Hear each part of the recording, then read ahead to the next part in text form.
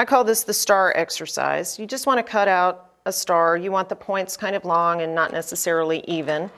And I'm just going to trace around this little star here.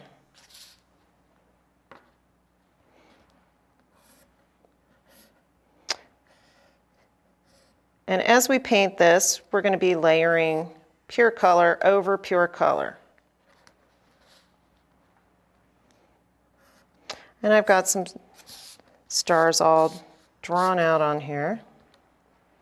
You just don't want to overlap them on the first layer.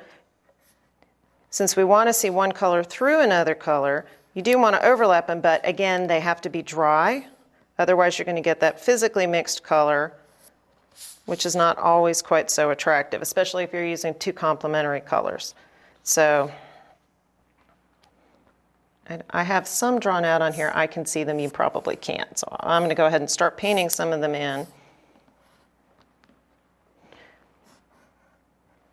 And what you want to do for this exercise is to use as many of the colors as you have on your palette as possible. This is just going to give you an idea. You can use it as a little reference tool later to see what colors look like one over the other.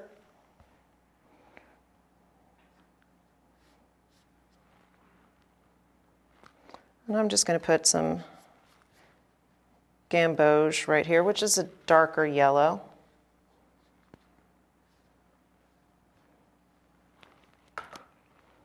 And I'm going to come over here and take some blue. I'm going to paint in a star right here. And it doesn't matter if it's really smooth or if it's blotchy, because we're mostly doing this for just an exercise to see how the colors are going to look one over the other. Sometimes I'll have students write the names of the colors that they use so they can keep it later and refer to it when they want to know what to mix to get a certain color. You want to keep them where they're fairly light, quite a bit of water, so that you'll be able to see the layers. And I'm just going to go ahead and paint a bunch of them in. If you work pretty quickly, you're not going to get too many brush strokes or lines in there. You don't want to go back into it. With watercolor, the more you fuss with it as it's starting to dry, the messier it gets. Okay. Now what I'm going to do here is I'm going to pick one star to be the focal point, and I'm going to leave it white. So I'm going to put this one aside, and I've got one right here.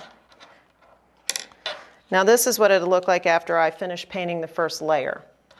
The next thing I want to do is make a second layer. So I'm going to want to turn this star, each time you draw it, turn it around different ways. You want to have it so that the points are overlapping as many places as you can. It's just going to give you more areas to see the different colors that you can get. And I'm just going to keep drawing around this star, turn it around different directions.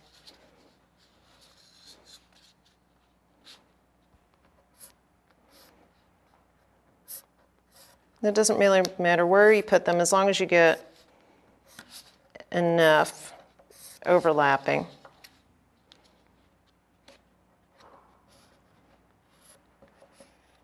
When you start to paint the second layer, you just want to try and pick colors that are different from the colors surrounding the star.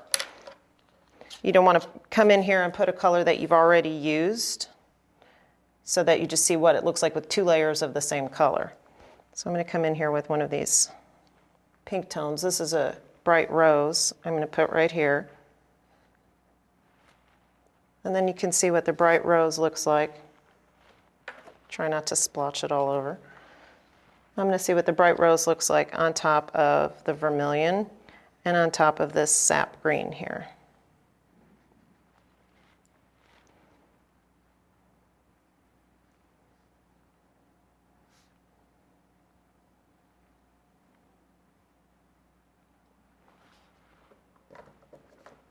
And I'm going to leave this star white still for the purposes of the next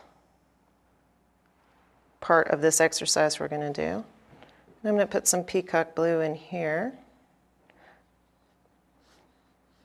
And then you can see the color combination you get of the peacock blue over the hooker's green. That's a lot of times a good combination when you're trying to paint plants.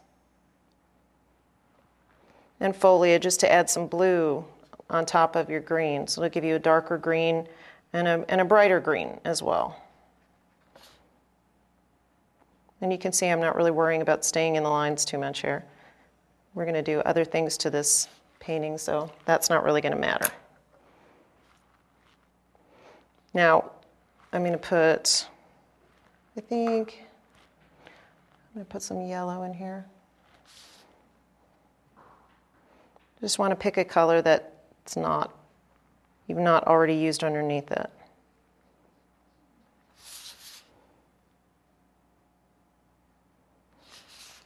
Okay. Now for this, you're going to want to fill up your paper with as many stars overlapping as you can. You're going to want to leave some white spaces in the middle, but just try and fill it up. But for now, that's all we're going to do on this one.